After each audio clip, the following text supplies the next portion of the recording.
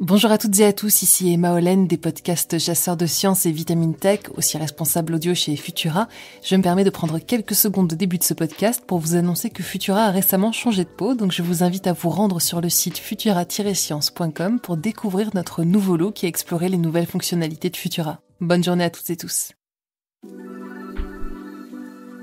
La santé sur écoute, un podcast Futura avec Julie Kern.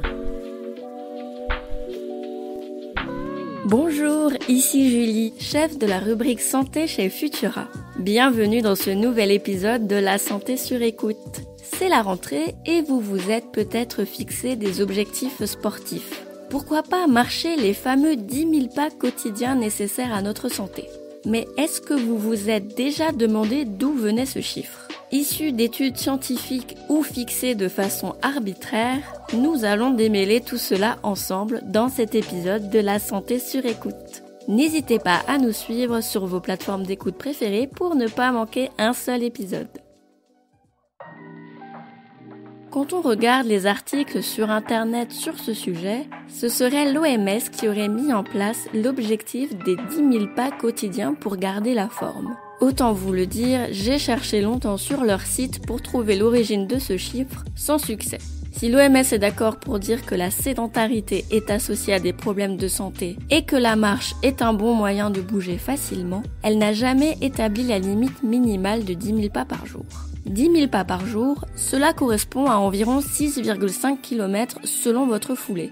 Ce n'est pas à la portée de tout le monde, aussi bien en termes de temps que de capacité physique. Pour une méta-analyse très relayée datant de septembre 2021, faire 10 000 pas par jour ou plus est même considéré comme une activité physique élevée. L'étude a été menée sur des personnes d'âge moyen entre 40 et 65 ans. Peut-être que cet objectif est donc plus facile à atteindre pour les auditeurs les plus jeunes qui nous écoutent.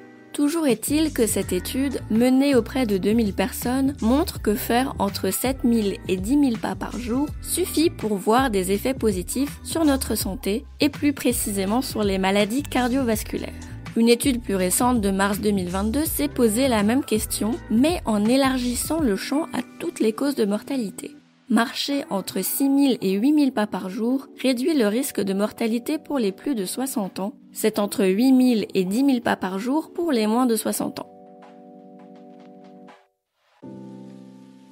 On comprend déjà que la limite des 10 000 pas quotidiens est avant tout symbolique. Parce qu'une étude toute fraîche, parue le 12 septembre dernier, met le doigt sur un élément qu'on n'a pas encore évoqué, le rythme de marche. Les scientifiques ont suivi 78 500 participants équipés d'un tracker d'activité pendant près de 7 ans. Ils ont observé qu'à partir d'une cadence de 100 pas par minute tenue sur 30 minutes, des bénéfices sur la santé apparaissent même si l'objectif des 10 000 pas n'est pas atteint. On ne va pas se mentir, marcher 10 000 pas tous les jours, c'est beaucoup. Les Français marchent environ 8 000 pas par jour, donc seule une minorité dépasse l'objectif artificiel des 10 000 pas quotidiens. De plus, faire une autre activité sportive que la marche compte aussi. Natation, basket, foot, tennis, vélo, toutes ces activités sportives sont à prendre en compte dans votre nombre de pas quotidiens. 65% des Français ont pratiqué au moins une activité physique en 2020, une année pourtant marquée par les confinements. Ainsi, si vous êtes déjà sportif et que la marche n'est pas votre tasse de thé, ce n'est pas la peine de culpabiliser si vous ne faites pas, en plus, 10 000 pas tous les jours.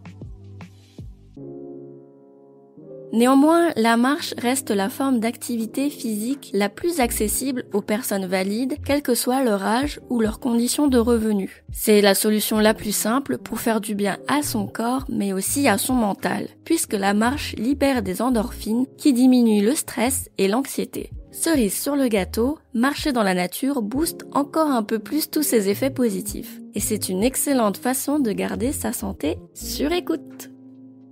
Merci d'avoir passé ce moment avec moi. Vous trouverez les sources de cet épisode dans la description pour vous forger votre propre avis. N'oubliez pas que les informations partagées pendant cette capsule audio ne se substituent pas à un diagnostic médical émis par un médecin. Si vous avez le moindre doute concernant votre santé, n'hésitez pas à consulter un professionnel. Pour soutenir notre travail et améliorer notre visibilité, abonnez-vous et partagez ce podcast autour de vous. On se retrouve bientôt pour le prochain épisode de La santé sur écoute. À la prochaine!